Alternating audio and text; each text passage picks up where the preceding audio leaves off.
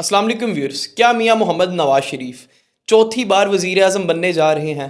तो इसका जवाब है हाँ, क्योंकि उन्होंने कल मुज़फ़्फ़राबाद के अंदर जलसे से खिताब करते हुए ये कहा कि अगर नून लीग कश्मीर के अंदर इलेक्शन जीत जाती है तो मैं शहबाज शरीफ साहब से ये रिक्वेस्ट करूँगा कि मुझे यहाँ का वज़ीर आज़म बना दें।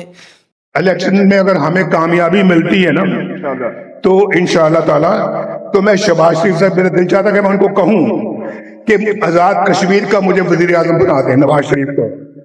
तो मियाँ साहब की जो ख्वाहिश 2024 में पूरी ना हो सकी, तो मियाँ साहब चाहते हैं किसी न किसी तरीके से, उनकी ख्वाहिश थी ना कि मैं मुल्क का चौथी बार एक वज़ीर आज़म बनूँ, तो वो जो उनकी ख्वाहिश है वो चाहते हैं कि वो मेरी पूरी हो जाए मुज़फ़्फ़राबाद के अंदर। तो उन्होंने अपनी एक फ़ीलिंग कह लें एक्सप्रेस कर दी, और वो चाहते थे कि मतलब कि वो काफ़ी बूढ़े हो चुके हैं, उम्र रसीदा हैं, तो चाहते थे कि मैं 2024 में मुल्क का चौथा वज़ीर आज़म बन जाऊँ, मेरे साथ एक टैग लग जाए कि सबसे ज़्यादा बार मुल्क का वज़ीर आज़म मैं बनाऊँ। तो तब तो वो नहीं बन पाए, उनके छोटे भाई को उन्होंने बना दिया या किसी और ने बना दिया, ये उसके ऊपर बहस जारी है आज तक। लेकिन बड़े मियाँ साहब अब चाहते हैं कि वो आज़ाद जम्मू कश्मीर के वज़ीर आज़म बन जाए, जो कि वैसे पॉसिबल ही नहीं है आइन के मुताबिक, कानून या जो भी इलेक्शन कमीशन के लॉज वगैरह हैं उनके उसके मुताबिक वो नहीं बन सकते।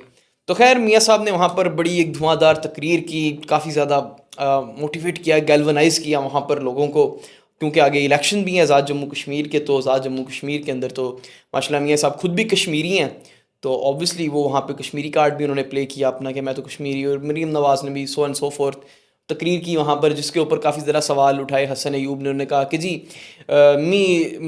मरीम नवाज़ का वहाँ जाना नहीं बनता था, इलेक्शन कमीशन को उस पर नोटिस लेना चाहिए। तो अब ये इलेक्शन कमीशन जाने और मरीम नवाज़ जाने के क्या कानून व ज़वाबित की कोई खिलाफ वर्जी हुई है, तो वो भी आगे देखेंगे। लेकिन मियाँ साहब की जो तकरीर थी ये कल से लेके आज तक सोशल मीडिया का कह लेना कि टॉप ट्रेंड बनी हुई है इस टाइम, कि मियाँ साहब ने आज़ाद जम्मू कश्मीर के अंदर तकरीर की। ऑब्वियसली मियाँ साहब वैसे तो अमली सियासत में उस तरह नहीं है अब, तो जैसे पिछले दिनों गिलगित के इलेक्शन थे, अब आज़ाद जम्मू कश्मीर के इलेक्शन है, तो मियाँ साहब को रैलीज़ करने के लिए, वोटर्स को निकालने के लिए और लोगों को गैल्वनाइज करने के लिए ही तो मियाँ साहब को निकाला जाता है। तो मियाँ साहब बाहर आए और मियाँ साहब ने तकरीर में बड़ी बड़ी लंबी चौड़ी तकरीरें की, वहाँ पर कहा कि मैं आपके लिए तोहफे भी लेके आया। तो मियाँ साहब ने वहाँ पर वादे किए कुछ, ये वादे वो थे जो मियाँ साहब 2016 में भी जब इलेक्शंस थे तब भी मियाँ साहब करते होते थे।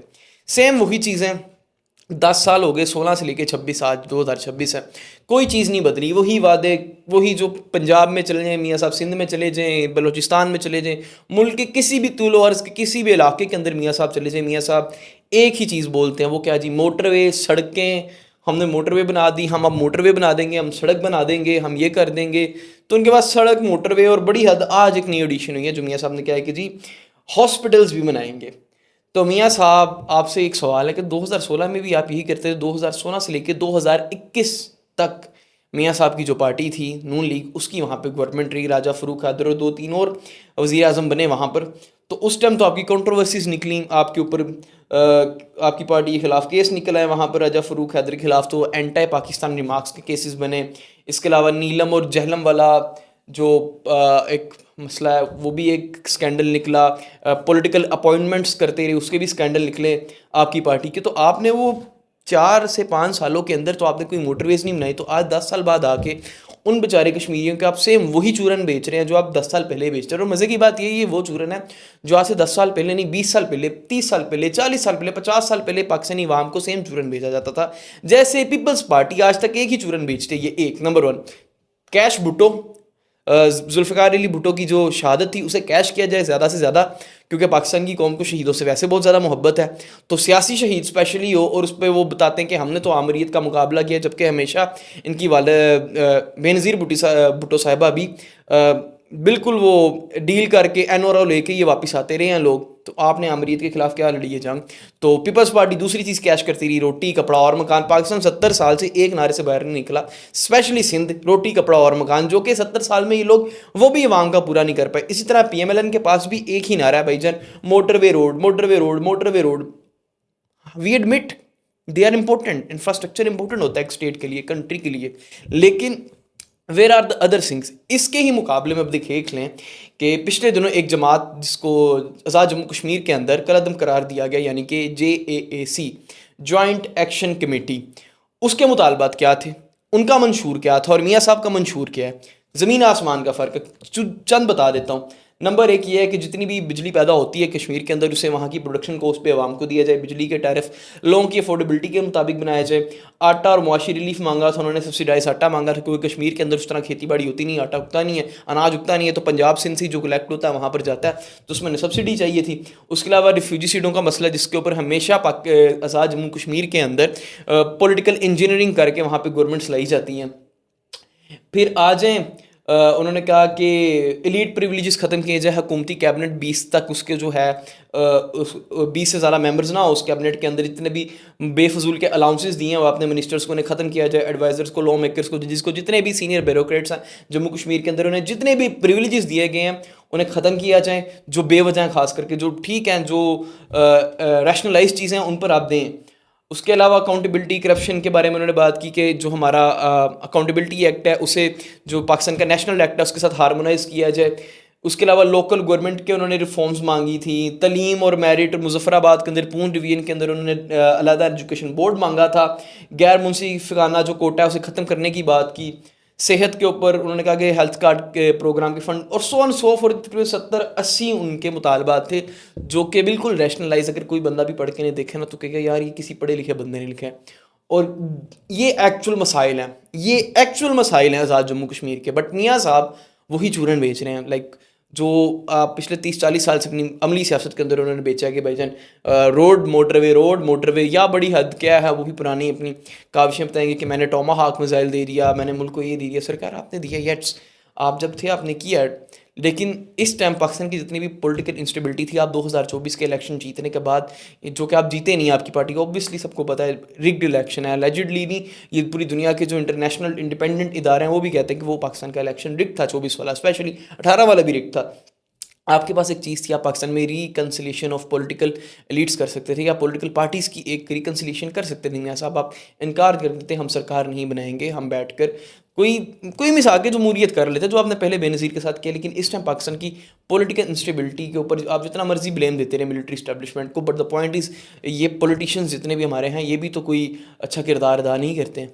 ये भी तो एक दूसरे को, जब भी एक हुकूमत में आता है दूसरा अपोजिशन में आता है, हुकूमत वाला अपोजिशन वाले को तुनने को लगा रहता है, जब वो अपोजिशन वाला उठ को कल को हुकूमत में आता है वो भी अपने पॉलिटिकल बदले लेता है। तो मियाँ साहब एक, जिनके बारे में बहुत ज़्यादा कहा जाता है कि बहुत बड़े स्टेट्समैन हैं, उन्होंने अपनी कोई स्टेटमैनशिप नहीं दिखाई 2024 के इलेक्शन में, जो कि मुबैना तौर पे PMLN हारी हुई है। वो इवन मियाँ साहब यास्मीन राशिद से इलेक्शन हारे हुए हैं, अगर फॉर्म 45 के मुताबिक फ़ैसले हों तो। अब एक तरफ वो पार्टी जो अवामी पार्टी है मेरे ख्याल से आज़ाद जम्मू कश्मीर की, जो अवामी राइट्स के लिए लड़ती है, जिसको कलअदम करार दे दिया गया, जिसके खिलाफ मियाँ साहब के ही भाई की गवर्नमेंट ने क्रैक डाउन किया, उन फायरिंग्स हुई, हमारे फ़ौज के जवान, हमारे पुलिस के जवान शहीद हुए, हमारे आम सिविलियन वहाँ पर शहीद हुए। वहाँ मियाँ साहब जाकर आज ये क्या, और फिर वो जो एक वो बाबे के डांस वाला वहाँ पर मामला निकला हुआ सोशल मीडिया पर, वो भी अजीब है। पाकिस्तानी लोग शायद तमाशबीनियाँ करनी ज़्यादा पसंद करते हैं, लेकिन एक साफ डिफरेंस है। एक 40-45 साल पुरानी पार्टी जो कि पाकिस्तान में एक रवायती पार्टी है, वो पाकिस्तान की अवाम में कश्मीरी अवाम को क्या देना चाहती है, और दूसरी तरफ जो एक कश्मीरियों की रिप्रेजेंटेटिव जमात है JAAC, जिनके लीडरान सारे कश्मीरी हैं, जो कि रहते कश्मीर में है, उनकी क्या मसाइल है और उनकी क्या मांगे हैं, और एक तरफ मियाँ साहब कश्मीर के लोगों के मसाइल क्या समझते हैं। आई थिंक मियाँ साहब के पॉइंट सम हाउ, मियाँ साहब का पॉइंट या मियाँ साहब की जो बातें वो ठीक भी हों, मोटरवेज रोड ज़रूरी होते हैं ट्रांजिशन फ़्लो के लिए, ट्रांजिट फ़्लो के लिए, लेकिन बट द पॉइंट इज़ ये जो सारे मुतालबे हैं, आप इनके बारे में मियाँ साहब क्यों नहीं बात करते हैं। आप ये मुतालबों की बात करें, इन रिफॉर्म्स की बात करें। मैं आपको गारंटी देता हूँ, कोई जितनी मर्जी माई का लाल जोर लगा ले, आप इलेक्शन हार ही नहीं सकते कश्मीर के अंदर, अगर आप कश्मीर के असल कश्मीरी लोगों की जो पल्स है, जो उनके मुतालबात है, उन पर बात करेंगे। लेकिन पाकिस्तान की सियासत ऐसे चलती नहीं ना, पाकिस्तान की सियासत चलती है हमेशा ऑप्टिक्स पर। यहाँ आवाम भी वोट देती है शायद ऑप्टिक्स के ऊपर। हमेशा कोई भी पार्टी आ जाए 5 साल के लिए 3 साल के लिए, उसकी ही कोशिश होती है मैं वो काम करूँ जो ज़्यादा से ज़्यादा नज़र आए, नज़र आने वाले काम, मोटरवे बना दें, रोड बना दें, पुल बना दें, सड़कें बना दें, बसें चला दें, उसके अलावा बड़ी हद क्या कर दें हम, मोटर बाइक्स दे दें, लैपटॉप्स दे दें, ताकि ना ये चीज़ें आवाम को नज़र आती हैं, ऑप्टिक्स होते हैं। तो ये दिखाकर हम आवाम से वोट ले लेंगे अगले 5 साल के लिए, क्योंकि वो अपने अगले 5 साल पक्के कर रहे होते हैं। लॉन्ग टर्म प्लानिंग तो कोई है नहीं पाकिस्तान के अंदर। अगर लॉन्ग टर्म प्रोजेक्ट्स हैं, वो डैम्स होते हैं, वो बिजली घर होते हैं, वो सब्सिडीज़ होती हैं, वो एजुकेशनल रिफॉर्म्स होती हैं, वो क्योंकि नज़र नहीं आती हैं, वो कोई करता ही नहीं है। तो जिस तरह मियाँ साहब तकरीरें कर रहे हैं, मुझे तो नहीं लगता मियाँ साहब जैसे गिलगित के अंदर हार के हैं इलेक्शन, लगता है आज़ाद जम्मू कश्मीर के अंदर भी मियाँ साहब इलेक्शन हारेंगे और मुझे वहाँ भी मेरी एक नाकिस राय है कि मुझे वहाँ भी पीपल्स पार्टी की हुकूमत बनते नज़र आ रही है। गो ये कि पीपल्स पार्टी की भी वहाँ पर अवामी सपोर्ट ज़ीरो है। फिर इस तरह की वीडियोज़ आई कि मियाँ साहब के जलसे से निकल के लोग वापस घरों को जा रहे हैं, इमरान खान के नारे लगा रहे हैं। तो उसके ऊपर भी खैर सोशल मीडिया सारिफिन का ही कहना है कि ये शायद हमेशा की तरह वो बिरयानी के डब्बे के पीछे लोगों को बुलाया गया था जलसे में। उम्मीद करते हैं कि हुकूमत और हमारे सियासतदान कोई होश के नाखून लेंगे और आवाम पे तरस खाएंगे। ऊपर से हाँ जी, पेट्रोल पंप्स भी बंद हो चुके हैं, रात को फिर 5 रुपये जो है पेट्रोल की कीमत बढ़ी हुई है पिछले दिनों, रोज़ रोज़ बढ़ रही है, आवाम के ऊपर नया बम तोड़ा जा रहा है। अजीब साइकोलॉजी है ना, मैं आज पेट्रोल डलवाने जाऊँ, आज मुझे एक और रेट पे मिलेगा, सुबह जाऊँगा किसी और रेट पे, परसों जाऊँगा किसी और रेट पे। आपने तो आवाम को इसी पेट्रोल और महंगाई के डिप्रेशन में धकेल दिया है और गरीब का कोई एहसास नहीं है। गुजरांवाला के अंदर सैलाब से कितनी ज़्यादा अमवात होगी, पंजाब के अंदर होगी, केपी के अंदर कितनी अमवात हो गई हैं, लेकिन पंजाब की सीएम भी किसी और काम में और केपी के सीएम माशाल्लाह उनको तो ब्लू पासपोर्ट चाहिए उनकी पूरी कैबिनेट को। उम्मीद करते हैं आपको वीडियो पसंद आई होगी। कमेंट्स में अपनी कीमती राय के इजहार ज़रूर कीजिएगा। शुक्रिया।